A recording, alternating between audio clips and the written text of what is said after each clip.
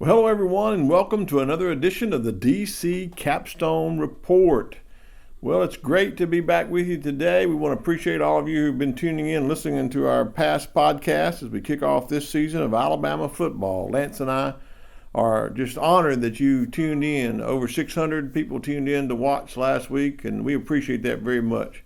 We hope you'll go and like our page on Facebook at dccapstonereport.com and check us out on our website at dccapstonereport.com. As well. We thank you for doing that. So just go to our Facebook page at DC Capstone Report Facebook page and dccapstonereport.com on our website as well. Well, we're going to get right into the podcast today. In the first segment, we're going to review the final week of fall camp. In the second segment, we're going to talk about the depth chart that just came out today, was released this morning. And third and final segment, we're going to preview the upcoming game against the Utah State Aggies.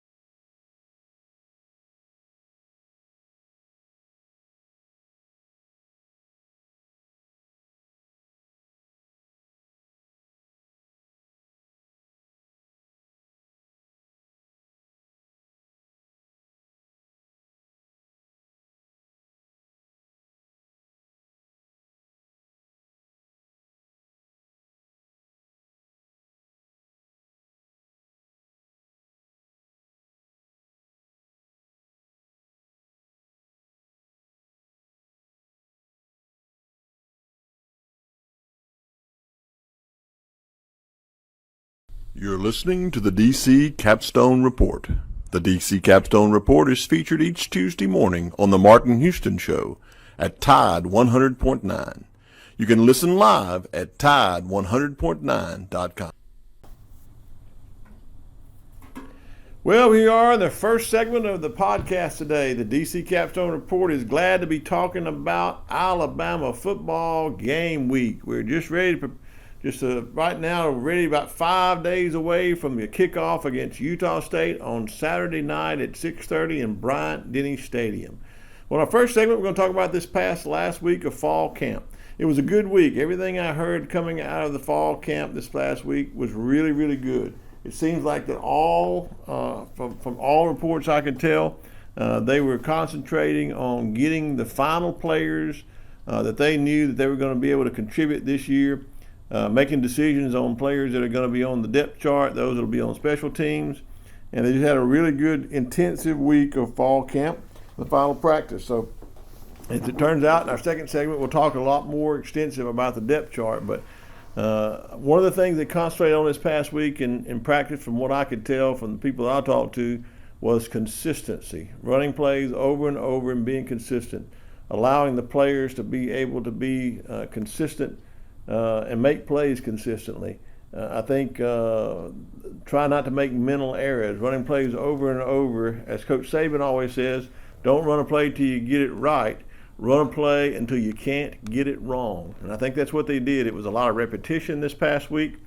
It was a little bit of game planning for some of the other teams they'll play, and then finally toward the end of the week, maybe getting ready to put in the game plan for Utah State. But mainly it was running plays over and over until you couldn't get them wrong, hoping that the players would continually not to make mental errors and that they would be able to be consistent in their performance. Everybody was looking this week at all positions on who is going to step up and be the playmakers that can contribute this year.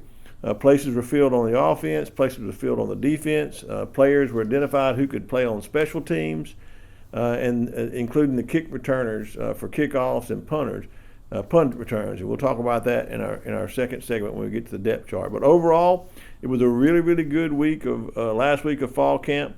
And the players that we talked to were ready to get fall camp over with and start talking about the individual games coming up so they can start really concentrating on Utah State. So I think it's important to note that the players are ready, the coaches are ready, everyone's ready to play a game. And I know the fans are ready. Everybody I've talked to this week talked about glad it's game week, glad we can finally talk about a game.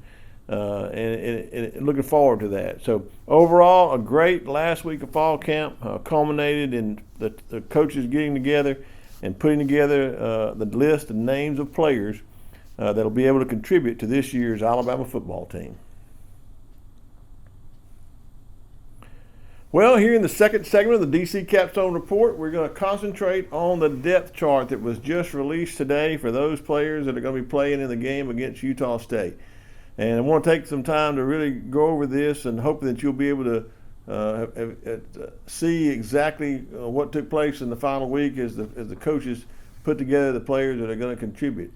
Let's talk about our defensive players. I think we're going to be very solid on defense. And first team defense had a couple of little surprises that I thought as far as across the defensive line. There's been a lot of great competition this year on the defensive line, but it looks like it's shaking out that at least at defensive ends, Tim Smith and Byron Young are going to be starting in those positions.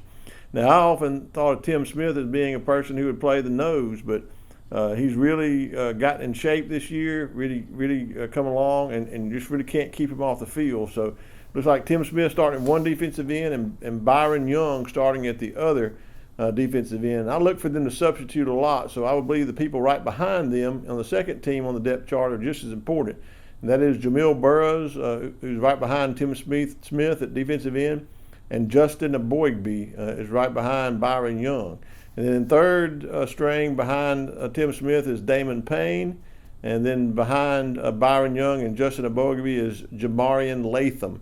So there you've got the six individuals that I look to be able to rotate in and out on that defensive line to really make a difference as far as being prepared later in the game. I think this is the first time in quite some time where we have six defensive linemen that could really make a difference and be able to substitute and not be tired toward the end of the game, which really something we need. Now at the nose guard position, I guess the surprising thing is that Coach Saban will bracket players as first team, and in the nose guard position he's got DJ Dale and freshman Jaheim Otis as starters bracketed there, and what a story for both of these young men. DJ Dale is a fifth-year senior coming back to make his statement to come back and make a difference.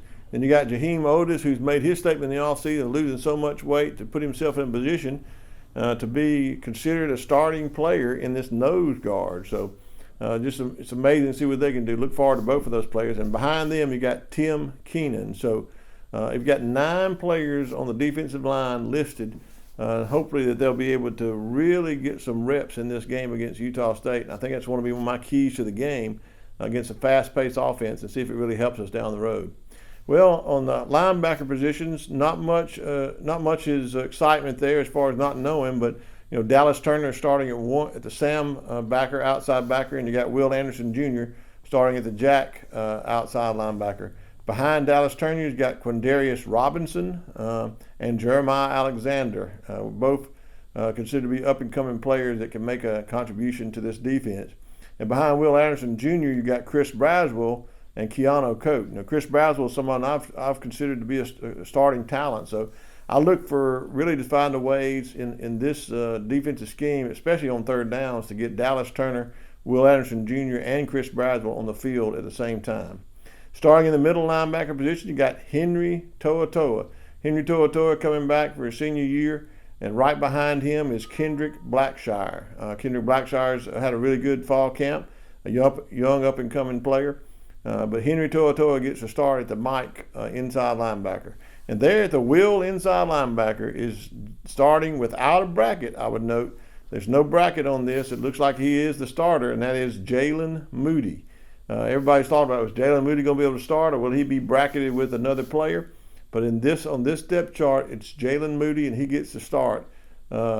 He's paid his dues, and for all intents and purposes, had a great fall camp.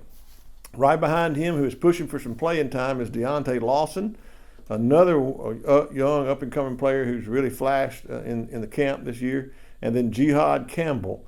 So look for, during those middle linebackers position, a really good number of players that can be interchangeably used to help keep this defense fresh over this long, grueling season. Now you go back to the backfield, defensive backfield, bracketed at one of the cornerback position is Kool-Aid McKinstry, and just behind him, Eli Ricks. So either one of those could start, Kool-Aid McKinstry or Eli Ricks. And then maybe a little bit of surprise, you got Treyshawn Arnold bracketed with Kyrie Jackson at the other position. I look for Kool-Aid McKinstry and Treyshawn Arnold to start in this game against Utah State.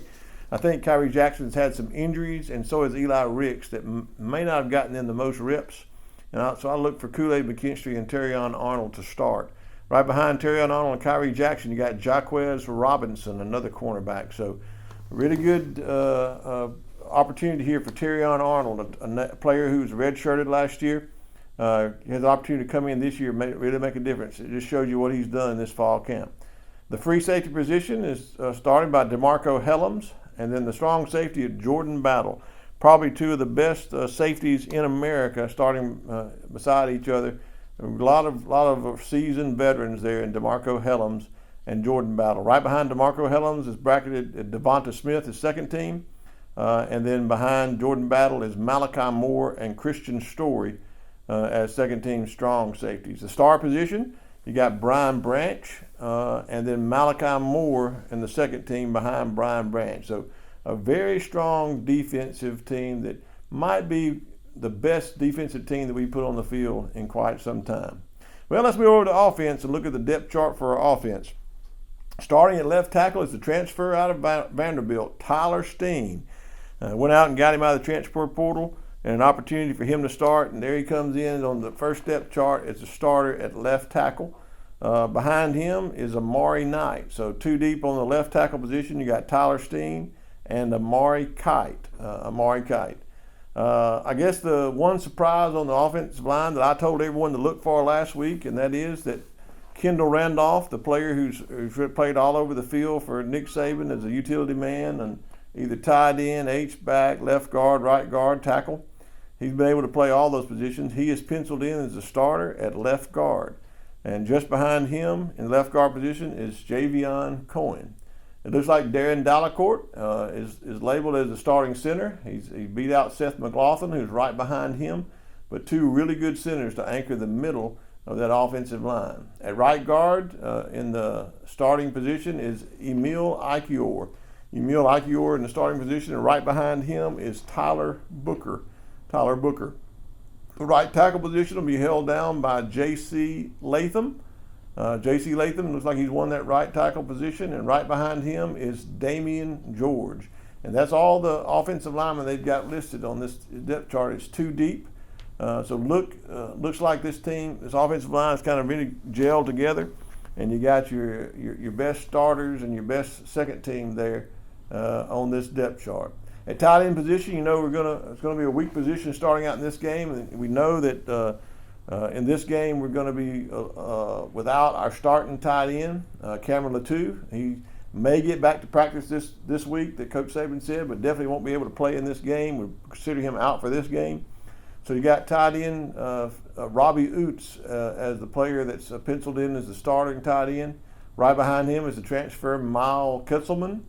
And then two of the freshmen, Danny Lewis Jr. and Amari Nyblack, are penciled in as third team tight end. So Robbie Oots looks like he's getting the start. Look for Miles Kitzelman to play a lot in these offensive schemes. QB settled. We knew Bryce Young was going to be the starter. It looks like Jalen Milroe is really held down that second team, and Ty Simpson, the third team quarterback, listed on the depth chart. Well, the running back room is where it gets interesting. We got 4 running backs here listed, and Coach Saban spoke today that they could play 5 running backs. One of the freshmen will get a chance to play. But on the depth chart here, we got Jahmyr Gibbs, a transfer out of Georgia Tech.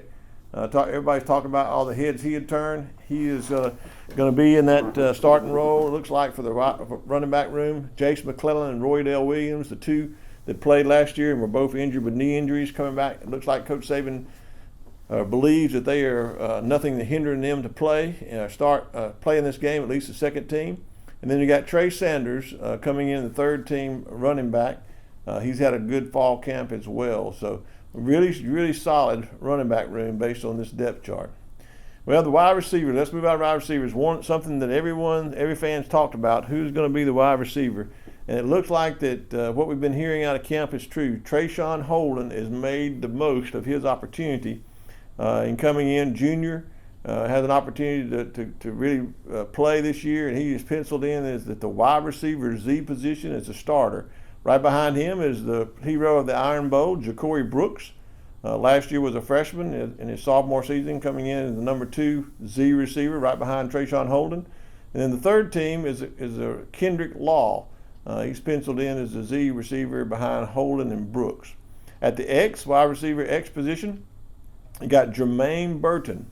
The transfer out of Georgia, coming in there starting role. Behind him, you got the transfer out of Louisville, Tyler Harrell. He could also get on the field at other positions, I'm sure, but he's penciled in right behind Jermaine Burton. And the third team X wide receiver is freshman Isaiah Bond. And I guess here's the surprising thing out of the wide receivers. It shouldn't be surprising to our listeners because we've talked about him.